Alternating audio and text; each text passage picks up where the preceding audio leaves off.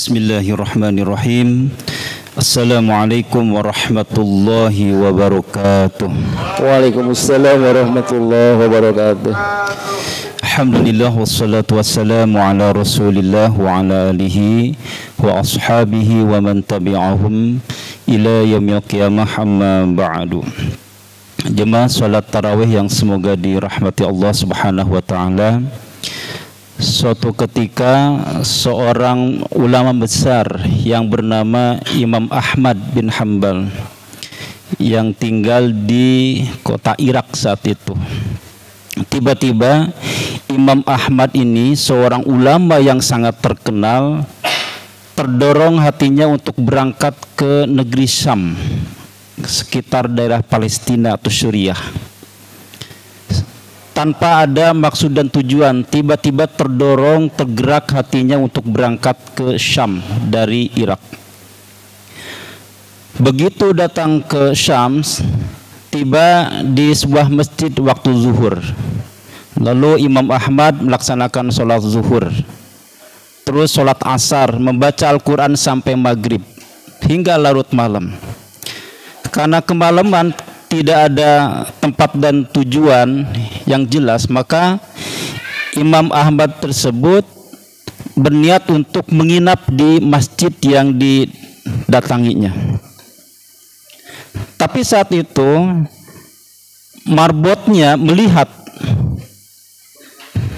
oke, biar konsentrasi ke sana dulu ya. Nah, karena kalau panas gak nyaman ya.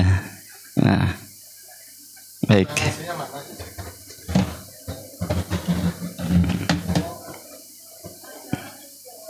Ya, Masya Allah. Hati-hati, Pak.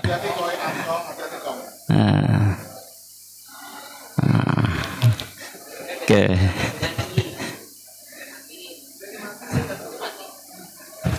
Udah, kita lanjut ya. Sampai mana tadi?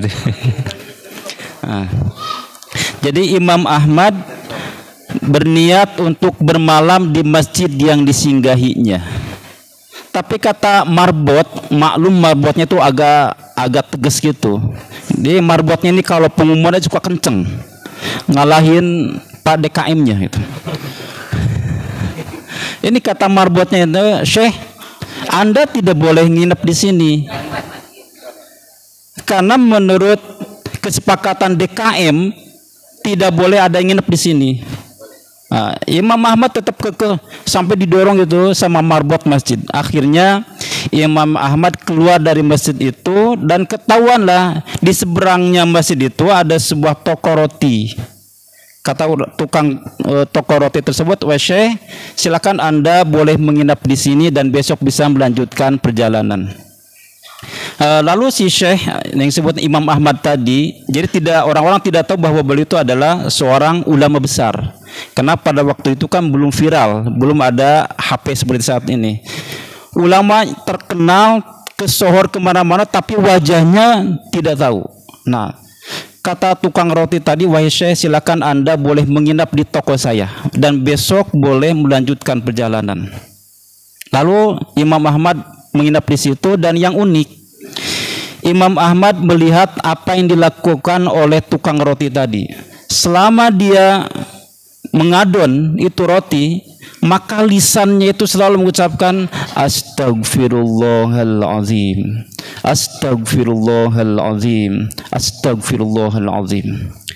Lalu Imam Ahmad bertanya, "Bapak, dari tadi saya lihat Bapak selalu mengucapkan zikir pada Allah. Apa yang diucapkan?" Kata tukang roti tadi, "Syekh, selama ini saya mendawamkan mengucapkan istighfar, Astagfirullahalazim."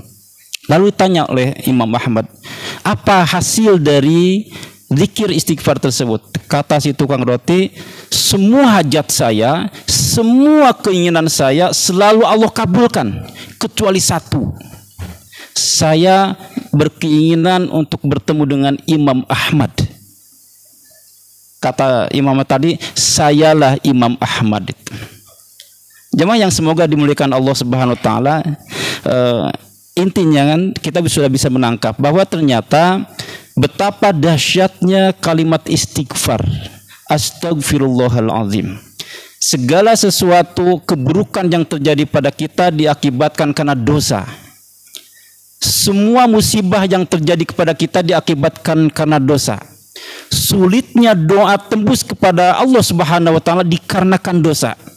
Semua problem dalam kehidupan kita, banyak utang, banyak masalah, urusan rumah tangga, urusan anak, urusan kerja, semua problem tersebut diakibatkan karena ada dosa kita. Lihat di surah Al-Surah 30, wa ma asabakum min musibatin fabima kasabat aydikum. Apapun musibahnya yang ditimpakan kepada kalian itu diakibatkan karena dosa. Dan dosa bisa hilang dengan istighfar. Oleh karena itu, kalau kita ingin rezeki yang banyak, maka doanya adalah istighfar. Kalau semua urusan kita ingin dimudahkan oleh Allah, zikirnya adalah istighfar. Semua hajat kita ingin dimudahkan, semua problem kita ingin diselesaikan oleh Allah, maka obatnya adalah memperbanyak istighfar. Segala sesuatu yang membuat kita sakit itu selalu ada hubungannya dengan dosa kita di masa lalu. Dosa 40 tahun yang lalu, dosa mungkin 50 tahun yang lalu yang tidak sempat kita mengistighfarinya, tidak sempat kita mentobatinya, dan dosa itu terus tercatat. Dan setiap dosa akan menjadi utang, dan utang itu harus dibayar, apakah nanti di akhirat berupa azab Allah atau di dunia berupa musibah. Sakit yang kita rasakan selalu ada hubungannya dengan masa lalu kita. Semua problem yang kita rasakan saat ini selalu ada hubungannya dengan masa lalu kita. Maka obatnya adalah istighfar. Maka di dalam surah Nuh ayat 10 sampai ayat 12, ini resep bagi kita yang ingin kaya raya, yang ingin dimudahkan semua urusan. Kata Allah yang menceritakan tentang Nabi Nuh, faqultu astaghfiru rabbakum innahu kana ghaffara yursilis samaa 'alaikum midrara wa yumdidkum bi amwalin wa banin wa yaj'al lakum jannatin wa yaj'al lakum anhara. Kata Allah, istaghfiru rabbakum, memperbanyak istighfarlah kalian. Perbanyak istighfarlah kalian. Innahu kana ghaffara, karena sesungguhnya Allah itu maha memberikan ampun. Kalau kita memperbanyak istighfar, yursilis samaa 'alaikum midrara, maka Allah akan turunkan hujan, hujannya yang membawa keberkahan.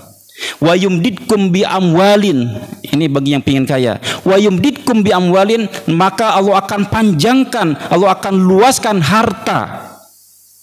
Jadi Allah secara jelas tegas, wa yumdidkum bi amwalin, Allah akan panjangkan, Allah akan luaskan, Allah akan jembarkan harta, bukan rezeki lagi. Artinya uang, artinya rumah, kendaraan, Allah akan luaskan harta. Wa yumdidkum bi amwalin wa banin, dan Allah akan berikan anak-anak yang soleh. Lalu wa yaj'al lakum jannatin, dan Allah akan buatkan kebun-kebun. Dulu kebun, kalau sekarang mungkin akan dibuatkan toko-toko. Allah akan buatkan tempat usaha. Allah akan berikan angkot yang baru, misalkan seperti itu. Wa yaj'al lakum anhara, dan Allah akan alirkan sungai-sungai. Oleh karena itu jemaah yang semoga dimuliakan Allah, ketika kita punya urusan, perbanyak istighfar. Ketika kita punya hajat, banyakin istighfar. Ketika kita sedang sakit, banyakin istighfar. Dan istighfar boleh apa saja. Ada satu istighfar yang ini boleh kita baca setiap sebelum tidur. Astaghfirullahalazim allazi la ilaha illa huwal hayyul qayyum wa atubu ilaih. Cukup dibaca satu kali sebelum tidur. Pahalanya adalah Allah akan ampuni semua dosa dia, walaupun dosa kabur dari medan perang. Baca doa itu satu kali minimal, apalagi kalau banyak. Syukur-syukur setiap kegerak langkah kita, lagi nyetir, lagi naik motor, lagi ngapain, selalu istighfar kepada Allah Subhanahu wa taala. Minimal astaghfirullahalazim, astaghfirullahalazim. Dan juga istighfar akan menghapus azabnya Allah Subhanahu wa taala. Ketika kita banyak musibah, maka dengan istighfar Allah akan angkat semua azab, Allah akan angkat semua musibah-musibah tersebut. Semoga Allah memberikan kepada kita istiqomah untuk bisa melazimkan istighfar. Astaghfirullahalazim. Wassalamualaikum warahmatullahi wabarakatuh. Waalaikumsalam.